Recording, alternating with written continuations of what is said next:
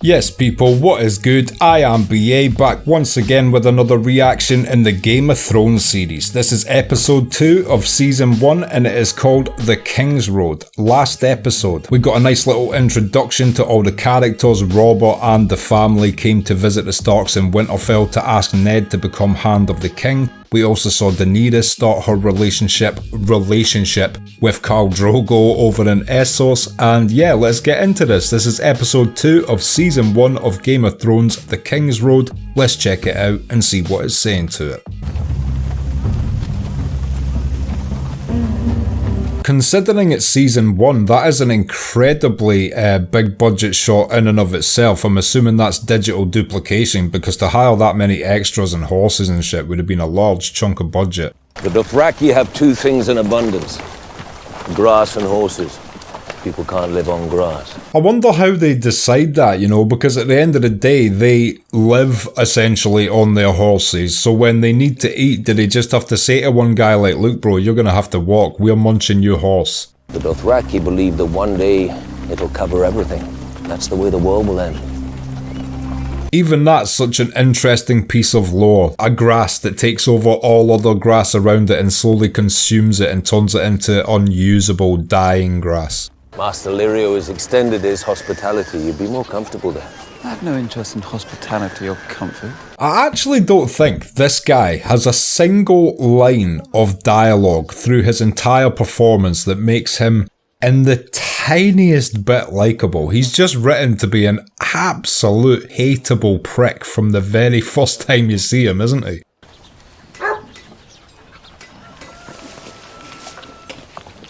It's like the baby Jesus story. Before you go, you will call on Lord and Lady Stark and offer your sympathies. What good will my sympathies do then? It's just the decent thing to do, you little shit. Boy means nothing to me. Oh, I can't stand the wailing of women. Fucking little prick, he completely deserved that slap. I didn't even realise till I heard that line of dialogue there, but he ends up calling one of his sword's widow's wail as well, doesn't he? For some reason the wailing of women is a theme with Joffrey. You can't! Do you understand? Oh, this is glorious. This is like the last time we see Joffrey get treated like shit, really, except from a few scenes where Tywin kind of puts him in his place, but essentially, until that episode, so we don't realise how much of a glorious scene this is at this moment, but my god, if in later seasons we could just get a few more of those in between his atrocities, it would have been amazing. Is Bran going to die? Apparently not. And it just shows that, Lannisters are slowly corrupted by their elders as they get older, because that young Lannister kid, not quite corrupted yet, was genuinely concerned about Bran's health. Any Lannister of an adult age, other than Tyrion, wants him dead. The greatest structure ever built, the intrepid men of the Night's Watch, the wintry abode of the White Walkers. It's a great little character trait that he shows such interest and wonder in the world, Tyrion. Like, dragons and the wall and things like that. It seems to be lost on everyone else around him and his family, the significance of special things in the world. Well, even if the boy lives, he'd be a cripple, grotesque. Give me a good, clean death any day. It's a little bit ableist of you there, Jamie. I hope the boy does wake. I'd be very interested to hear what he has to say. There are times you make me wonder whose side you're on. Displaying that he's going to be the smartest character in the room in most situations there. He knows there's probably more to it than what's going on, and Jamie essentially just let on that there was. I lost my first boy. Little black-haired beauty, the fever that took him. Little black-haired beauty, so her first child with Robert was actually birthed and then mysteriously died of a fever. It was probably the same fever that took Jon Arryn. The boy looked just like him. Such a little thing. Also not a good idea to tell the death story while someone is fighting for their life. They took him away and I never saw him again. Never visited the crypt. Never. I've noticed that Cersei's fanbase is predominantly females who have children, and I can see that her one redeeming quality is the love for her children. But I mean, I'm sure Genghis Khan loved these children. You're not going to be like, oh, he was a good dad. I mean, he might have, enslaved and destroyed and pillaged their nations, but you can't fault him for fatherhood. At some point, you have to, distance yourself from the one redeemable quality of someone and be like, hold on, you're a bitch, lady.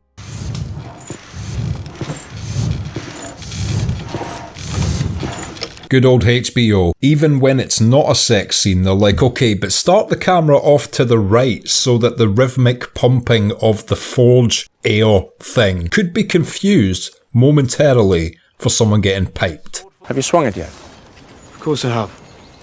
At someone, I mean. Jamie loves testing people's mettle when it comes to sword fighting, doesn't he? Guarding us all from the perils beyond the wall. Wildlings and White Walkers and whatnot.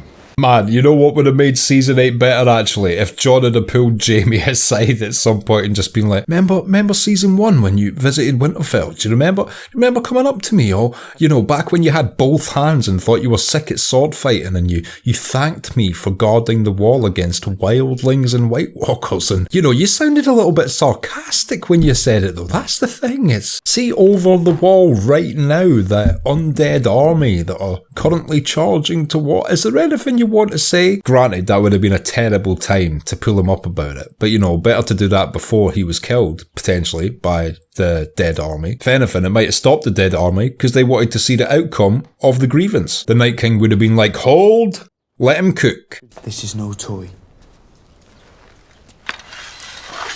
It's a beautiful little sword needle. I'm not intelligent enough to know the differentiate between a rapier and a fencing sword, but if I was to guess, it looks more rapier-y than fencing swordy. It's definitely a stabbing device rather than a slashing device. How's it feel? Do you like the balance?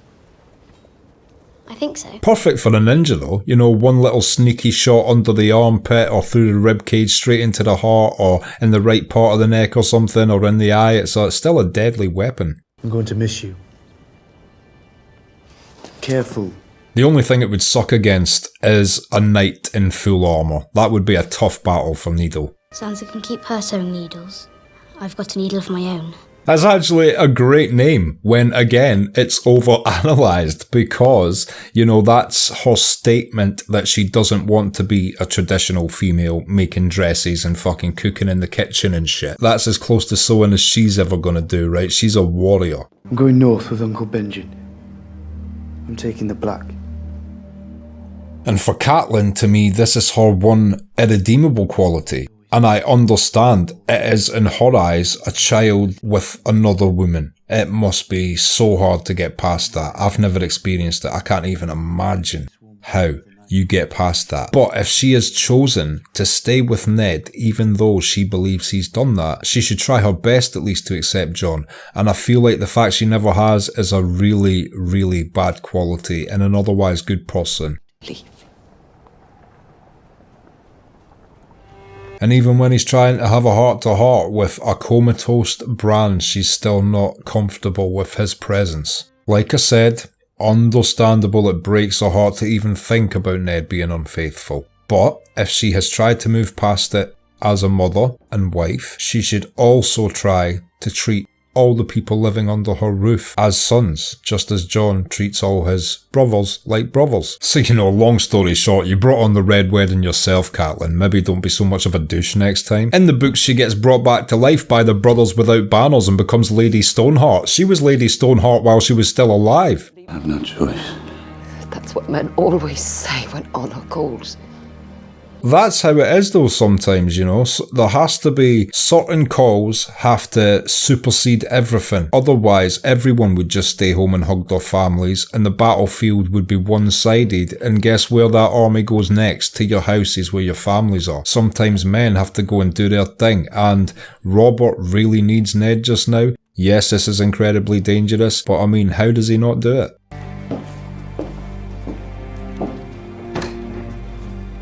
But you gotta feel for Catelyn, you know, son's in a coma, husband's leaving her, even Jon's going to the wall, and even though she fucking loathes his presence, I'm sure she appreciates it within the walls of Winterfell. It's an additional person protecting the name. Farewell, Snow.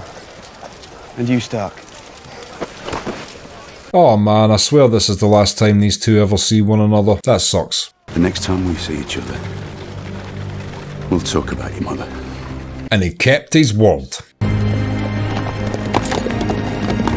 That's the real reason Ned goes to King's Landing. He'd rather get his head cut off than have to have that awkward conversation with Jon. And it's a difficult one to have. Like, sit down, boy. Your real dad looked like a Lord of the Rings elf. On your way. Swords at our sides, Couple of tavern wenches to warm our beds tonight.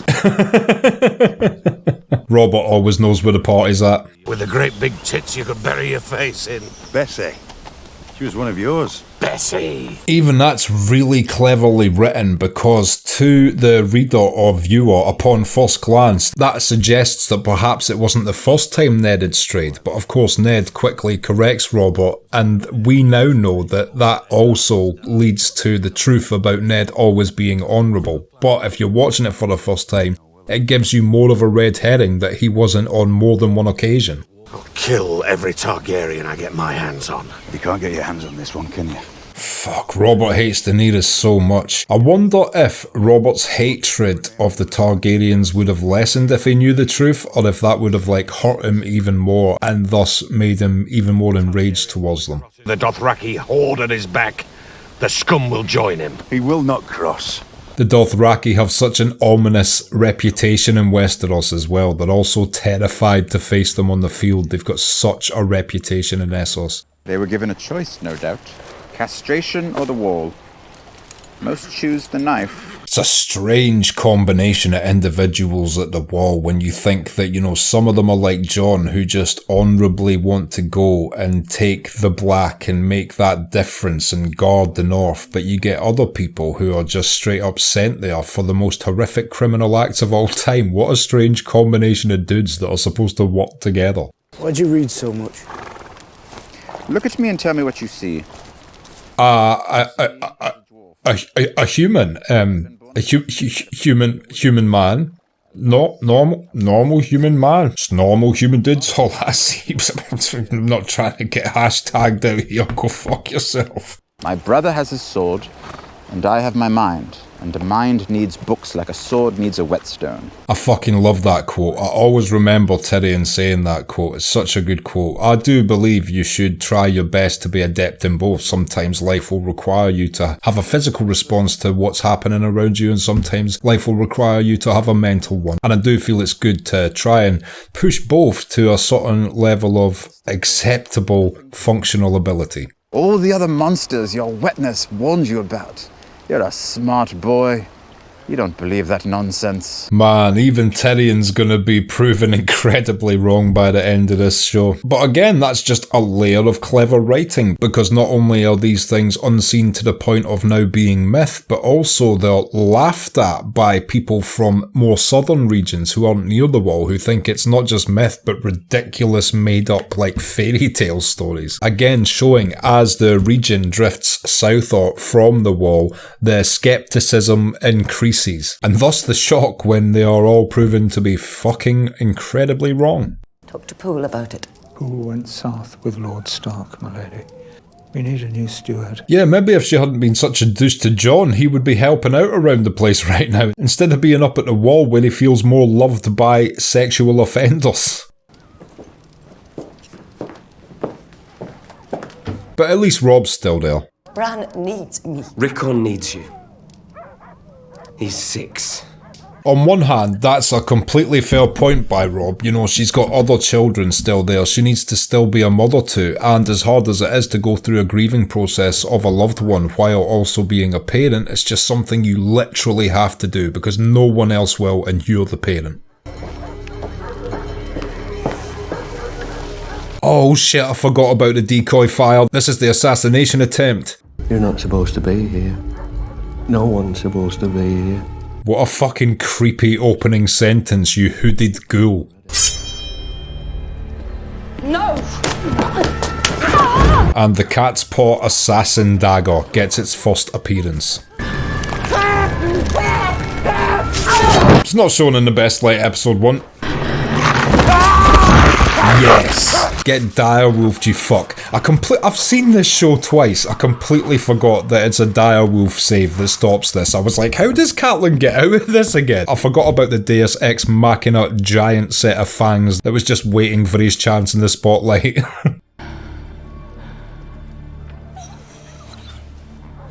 And he's kind of stealth. He was probably lying on the bed the whole time. The trader from Karth told me that dragons come from the moon. He told me the moon was an egg, Khaleesi. It's nice to see that woman only fucks scientists. Why did the trader from Karth tell you these stories?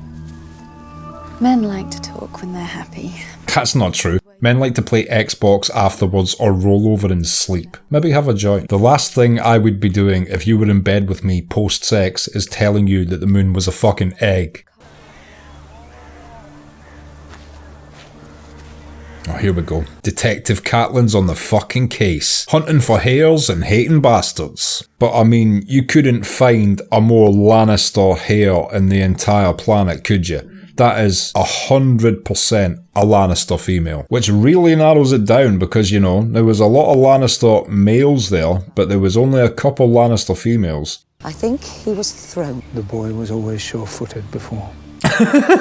You know what? I love that they establish that he was a good climber. Imagine if you were a kid and the maester of your keep was like, he's always been fucking perfect as a climber before. You'd be like, fucking right, I'm the best climbing kid of all damn time. Tried to murder my brother. If it's what they want, If it comes to that, you know I'll stand behind you. Oh, well, you know. Too easily words of war become acts of war. We don't know the truth yet. Wise words from a dude that's seen it all before, but I can completely understand at this point Rob's like, no, fuck this. You know, if they want to do this shit to our family, let's take the front foot. Because what's the other option? Just sit there doing nothing and watch them pick you off one by one. I don't want the Lannisters to know I'm coming. Let me accompany you at least. That guy has got the greatest facial hair in the entirety of Game of Thrones. He should not be in a medieval setting. He should right now be on Route 66 on a Harley Davidson, wearing one of those beer hats filled with nothing but Jack Daniel's Tennessee whiskey, going into a tube which is being fed directly into his asshole. Are you a slave, Khaleesi? Well, you might not think you are, but try and run away and see what happens. No. Ajaline Hazam Shahara. Thank God, now we can start enjoying their relationship to a certain extent. Because she's finally reasoning with him and he's listening. She's like, look, at least meet me on equal ground here so I'm not getting treated like shit.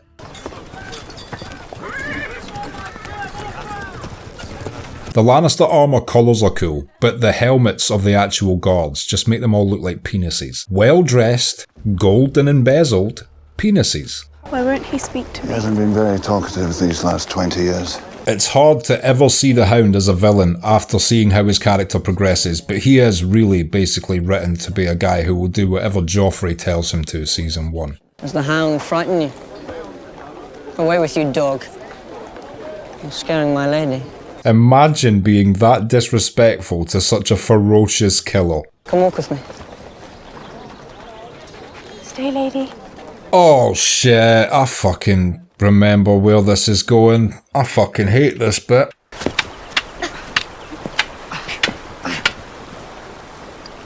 I mean, how unfair and brutal is this show right off the fucking bat? We get a kid pushed out the window episode 1 and then this shit episode 2. Don't worry. You're safe with me. Said the crocodile to the deer drinking at the riverside. She asked me to. I'm your prince. I'm gonna utter this phrase a bazillion times throughout this show. What a little piece of shit this boy is. I won't hurt him. Much.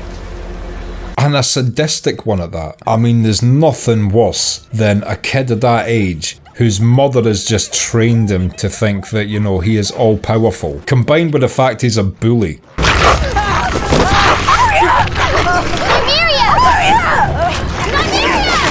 And I fucking love the fact Nymeria did that to him.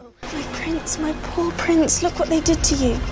Oh my god, Sansa, read a book, do anything other than spend time with this dick. Run!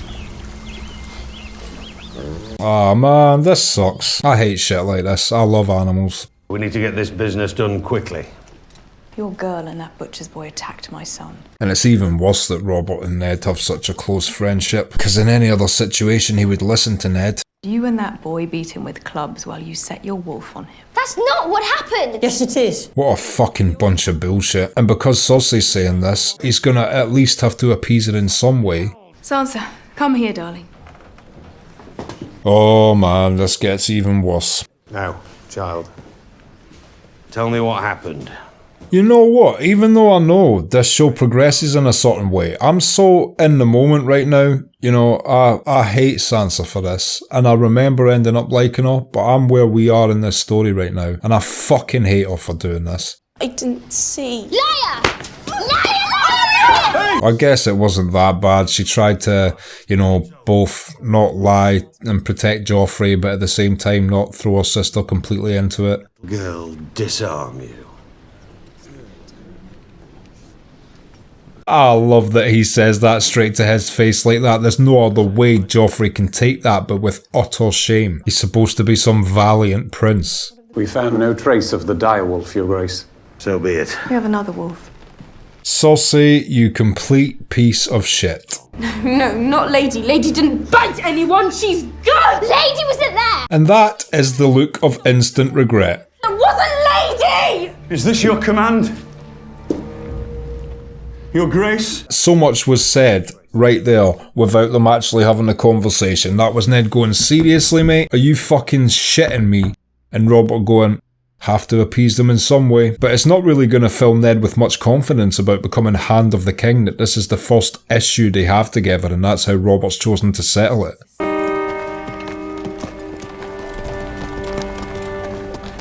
And this is why we hate the Hound Season 1, because he just slayed the butcher's boy. It's a cold world, this place.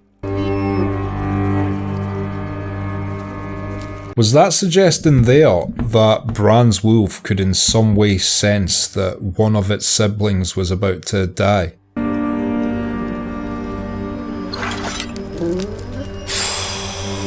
That was some grade A acting by the dog there, flinching as the blade was drawn.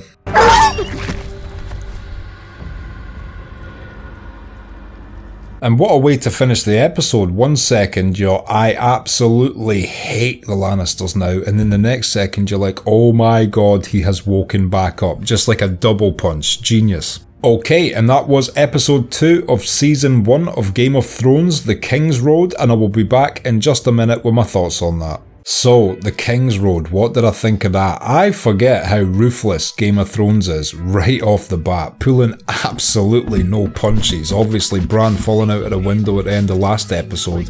Straight into this episode, where, you know, aside from the interesting stuff with Tyrion and Jon venturing out to the wall, etc., it's basically straight away an assassination attempt on the comatose Bran. And then the final portion of the episode, just, you know, there's no other way to put it, absolutely sucked to watch. Brilliant writing, and no way am I criticising it on any creative level. It's just some brutal shit to see if you're an animal lover or even an animal respecter. Instantly establishing Joffrey's, first of all talk, and there's nothing worse than someone who's all talk, pompous, arrogant, all these things, programmed by Cersei from a young age that he's destined to become a king and all of this bullshit, so he just thinks he's a god. But unfortunately it's in the form of an immature little child who also has a sadist side to him, which is just a horrible cocktail of ingredients, and you get to see that demasked in this episode. You know, such a harmless setting, Arya secretly practicing wooden sword fighting with her friend,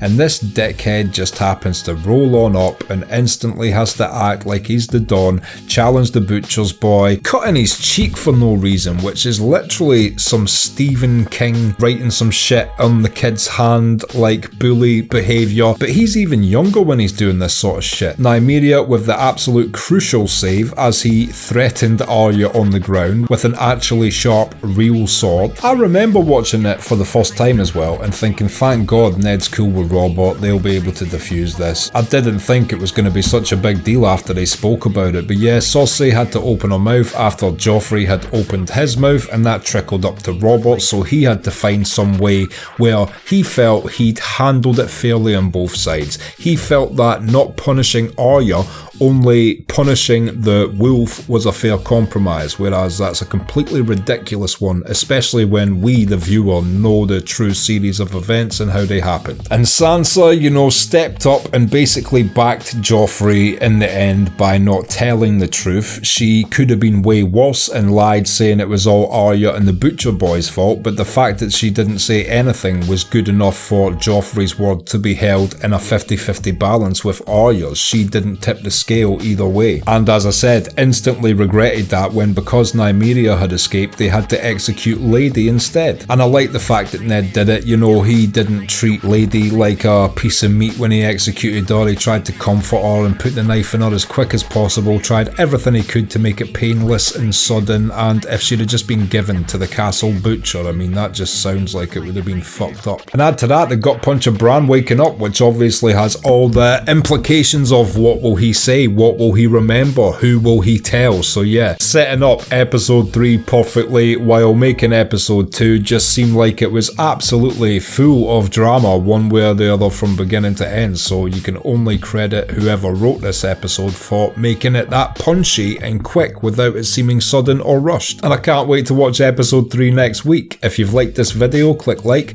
subscribe to the channel to see more videos like this, ring the bell to be notified as to when they drop. If there's anything you want to talk about, comment down below, and share these videos around to anyone you think might appreciate it or want to watch these reactions along with us. My Patreon link is down in the description. If you become a patron, you get access to my blog, you get access to these reactions I put on YouTube a month and a half in advance, and you also get access to full-length versions of everything I react to. So consider becoming a patron, it helps me and my channel out so much, and until next time, I have been BA, peace.